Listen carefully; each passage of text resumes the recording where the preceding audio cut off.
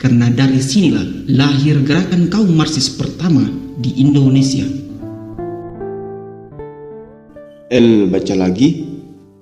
Kawan-kawan baca dimanapun Anda berada. Siapkan posisi nyaman, fokuskan pendengaran, mari baca teks dan suara.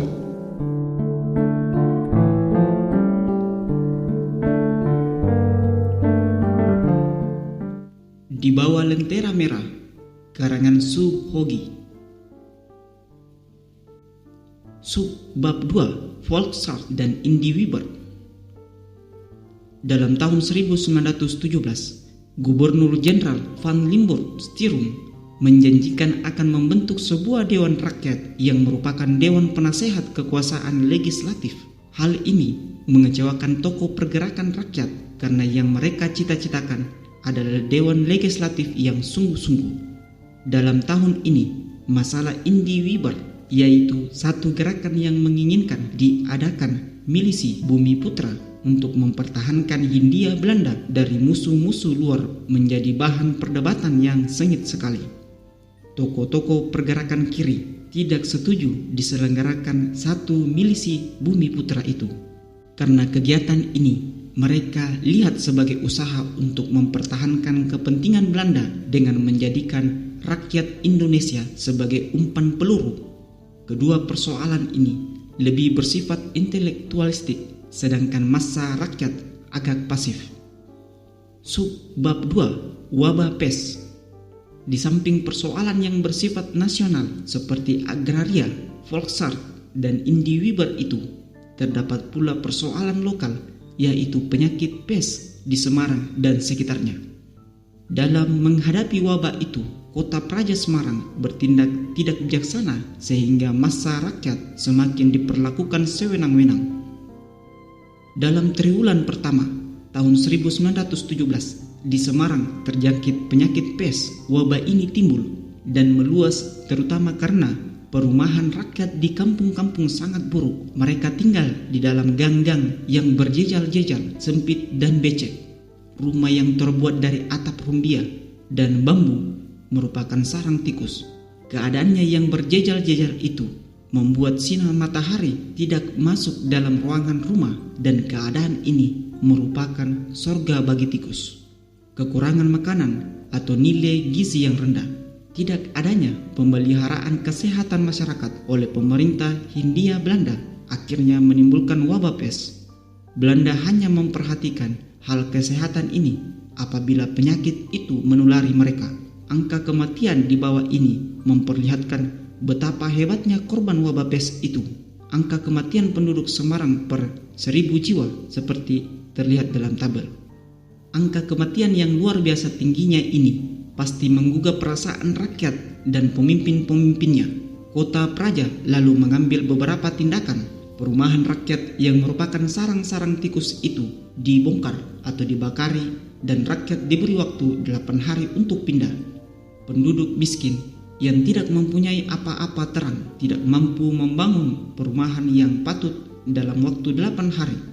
Memang pada akhirnya Kota Praja atas tekanan berbagai organisasi rakyat membangun juga perumahan rakyat. Tetapi tindakan-tindakan pertama pemerintah sangat menyakitkan hati dan membangkitkan kemarahan rakyat. Maka itu, agitasi Sarekat Islam Semarang tentang wabah pes mendapat sambutan hangat dari penduduk kampung-kampung. Namun situasi itu menjadi semakin buruk pada akhir tahun 1917. Berhubungan dengan tibanya musim hujan, gang-gang menjadi kubangan lumpur, dan kekurangan sinar matahari yang masuk ke rumah-rumah penduduk tetap memperhebat menjalarnya wabah bagi kalangan rakyat jelata yang buta huruf dan miskin. Situasi 1917 di Semarang itu membuat keadaan masak untuk gerakan-gerakan radikal revolusioner dari Semaun dan kawan-kawannya. Sub bab 2, Pars Delik dan Sniflit. Pada tanggal 8 dan 9 Maret 1917, kaum perempuan dan buruh yang lapar mengadakan demonstrasi sambil menyanyikan Marseillaise. Tentara yang dikirim untuk membubarkan demonstrasi itu menolak untuk menembak kaum yang lapar ini, dan dengan demikian meledaklah revolusi Rusia. Tsar dan pemerintah profesional Rusia dibentuk. Berita-berita pertama tentang revolusi dan demonstrasi kaum buruh ini sampai ke Indonesia 10 hari kemudian, dan orang yang tergerak untuk menuliskannya adalah Sneflit, ketua ISDF, yang setelah menerima berita itu segera menulis artikel Sekepral atau kemenangan. Keesokan harinya ia menyerahkan tulisan itu kepada redaksi di India. Penanggung jawab dari organ itu memperlunak tulisan Sneflit dengan persetujuan, namun masih sangat keras bagi telinga Belanda. Tulisan Sneflit terlampir karena artikel itu ia diseret ke muka pengadilan dengan tuduhan yang bermacam-macam, antara lain menghasut rakyat Jawa, menghina pengadilan, menuduh pemerintah berbuat sewenang-wenang, dan tuduhan sebangsanya. Akhirnya November 1917 persidangan Sneflit dimulai. Dalam tahap pertama pergerakan nasional, proses pengadilan politik sangatlah penting. Artinya, dalam persidangan yang terbuka terjadi debat dakwa dan penuntut. Terdakwa biasanya membela rakyat, sedangkan penuntut selalu mewakili kepentingan pemerintah kolonial. Pengunjung persidangan biasanya para wartawan dan kader-kader politik. Di sana mereka belajar tentang cara-cara berdebat dan menjatuhkan argumentasi lawan.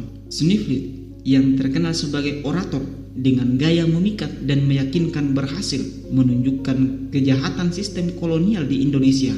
Selama persidangan berlangsung, kolom-kolom surat kabar di Semarang memuat jalan perdebatan. Bagi pembaca Indonesia, pemuatan itu sangat menarik karena kebohongan pemerintah disoroti. Walaupun jaksa menuntut supaya Sneflit dijatuhkan hukuman 9 bulan penjara, tetapi hakim menyatakan ia bebas dan tak lama kemudian ia dibuang. Rupanya pembebasan itu untuk memudahkan proses pembuangannya. Ketika Semaun menggerakkan Sarekat Islam ke jalan sosialistik revolusioner, kondisi-kondisi sosial telah tersedia, karena tanpa kondisi ini semua usaha-usaha Semaun itu akan sia-sia saja.